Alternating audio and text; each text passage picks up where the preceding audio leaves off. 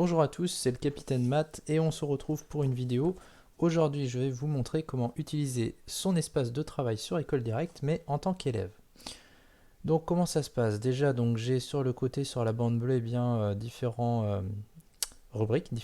Donc, je vais aller moi sur la partie espace de travail. Donc, quand on clique dessus, on arrive sur cette page-là et on a tous ces espaces de travail. Donc là, c'est l'espace de travail prof.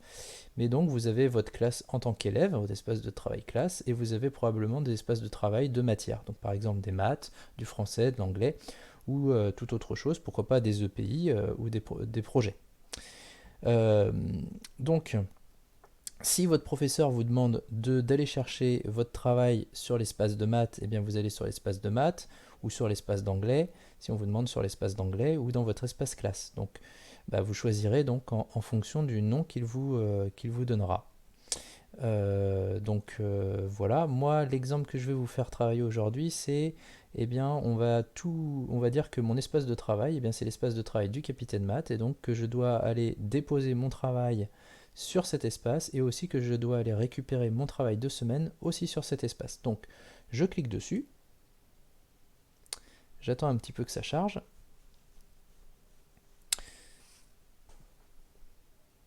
Voilà, vous arrivez donc sur l'espace, sur la page d'accueil de l'espace de travail, et donc tout ce qui est document se trouve dans le cloud. Alors à ne pas confondre avec le cloud qui est ici, hein.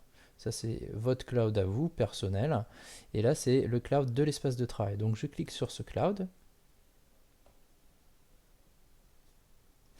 et donc je vais avoir donc différents dossiers. Donc dessus, si par exemple je veux récupérer le travail que je dois faire pour la semaine, eh bien je vais regarder, il y aura probablement un dossier qui s'intitulera travail à faire par semaine, ou un document directement à télécharger. Donc je vais cliquer dessus. Ok, donc pour l'instant ici je vois qu'il n'y a qu'une semaine de travail qui est prévue pour un cours de maths. Et donc je vais pouvoir le télécharger. Donc pour le télécharger, c'est très simple, soit je clique dessus, soit je clique sur le petit bouton télécharger ici. Et donc le dossier va se télécharger en bas à gauche. Et une fois qu'il sera terminé de télécharger, eh bien j'aurai plus qu'à cliquer dessus et faire fichier enregistré sous. Et comme ça je l'aurai dans mes documents. Donc je ne vais pas le faire. Ensuite, alors j'ai l'arborescence qui est sur le côté ici. Si je veux revenir rapidement, eh bien je vais prendre le dossier Capitaine Math qui contient tous les autres. Je clique dessus et comme ça les autres vont se fermer et je vais pouvoir revenir en arrière.